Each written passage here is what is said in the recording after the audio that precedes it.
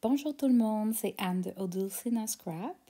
Aujourd'hui, je vais vous montrer comment déchirer votre papier avec une règle au lieu de prendre une tranche ou une paire de ciseaux.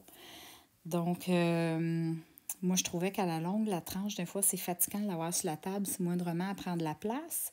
Avec des ciseaux, je ne suis pas bonne, je finis toujours par faire ça croche. Et j'ai comme développé des petites techniques pour utiliser ma règle. Je suis certaine que je ne suis pas la seule, mais je me dis, celle qui commence à manipuler le papier, peut-être que vous aimeriez voir comment je fais. Donc, j'utilise surtout pour des cartes postales quand j'ai à les déchirer ou ce qu'on appelle là, en anglais des ephemera, comme ça ici, des plus petites cartes. Peu importe, même s'il y a des rondeurs dessus, je les coupe droites pareil. Je vais vous montrer au fur et à mesure que je le fais. Donc, j'utilise une règle de métal. Je ne suis pas certaine qu'on est capable d'avoir une aussi belle précision avec une règle de bois. Je n'ai jamais essayé, mais probablement. Donc, il y a deux façons de découper avec la règle. Et c'est ça que je vais vous montrer. La première chose, c'est si on met le graphique à la droite de la règle, comme que vous me voyez faire ici.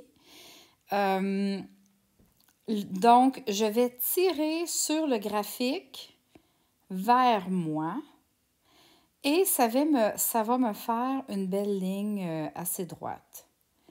Pour ce genre d'affaires-là, je trouve que ça va mieux avec un carton qui est plus épais. Donc, je ne sais pas si on appelle ça du carton à ce niveau-là, mais ça, c'est du 67 livres. C'est un peu flexible, mais c'est beaucoup plus épais qu'un simple papier. Parce que là, dans le fond, je vais me faire des genres de cartes postales ou des cartes. Alors, je tire vers moi, je repositionne mes doigts pour être sûr que ma pression reste très bonne partout où ça va déchirer. Et regardez comment ça fait une belle ligne droite qui suit la ligne facilement. Mais il y a un petit chabichic là parce que la ligne n'est pas aussi, comment dire, clean cut que si j'avais coupé avec une tranche. Elle a comme un petit peu déchiré le papier, des micro-déchirures, là. Ce qui fait un petit look un peu vieillot, un petit peu magané, que moi j'aime. Là, évidemment, si je veux couper le bord, il faut que je tourne mon papier parce qu'il faut toujours que mon graphique reste à la droite de la règle et que c'est lui que je tire vers moi et non pas l'inverse. Donc, je repositionne mon doigt pour avoir une bonne pression partout. Vous voyez ici l'autre côté qui était en dessous de la règle, comment que ça fait une déchirure qui laisse beaucoup de pulpe de papier. Donc, j'aime aussi beaucoup cet effet-là. Dépendamment de l'effet que je veux, c'est là que je vais décider qu'est-ce que je fais. Donc, si je veux continuer à découper, je remets le graphique à ma droite, à la droite de la règle, je veux dire, et je vais mettre ma pression pour déchirer. Là, dans ce cas-ci, vous voyez, il y a des coins ronds. Je ne veux pas avoir à découper les coins ronds avec un poinçon avec des ciseaux parce que ça va être trop clean cut. Donc, au lieu, je vais déplacer un petit peu ma règle et je vais tricher le graphique et je vais comme enlever le coin rond.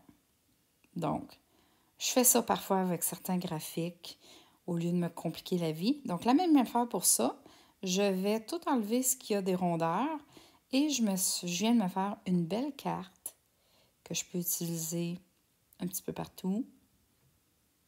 Et les coupures sont quand même assez droites, mais assez droites. Donc, je vais vous montrer l'autre côté comment ça fonctionne.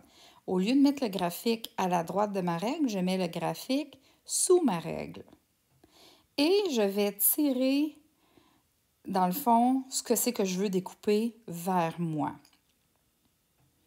Alors, c'est plus difficile des fois de suivre les lignes. Et ça va moins bien quand la retaille de papier à déchirer est petite comme ça sur le bord. Ça va un petit peu moins bien que l'autre côté. Vous voyez, là, le papier veut déchirer parfois. Ça donne un petit peu plus de misère. Donc, c'est vraiment une technique que j'aime faire quand j'ai une grosse retaille de papier à droite. Vous voyez la pulpe? Quand il y en a trop, des fois aussi, comme un moton comme ça, je vais juste le retirer dessus pour régaliser ça un petit peu. Mais voyez, regardez comment ça va bien déchirer, là. J'ai une grosse retaille à droite pour tirer dessus, ça s'est fait d'une shot. Et là, si on compare les deux, vous voyez comment que la première la ligne était beaucoup plus franche, puis la deuxième, on voit la pulpe de papier. Les deux font un effet vieillot, papier magané, mais à 2 degrés différents. Donc, c'est ça.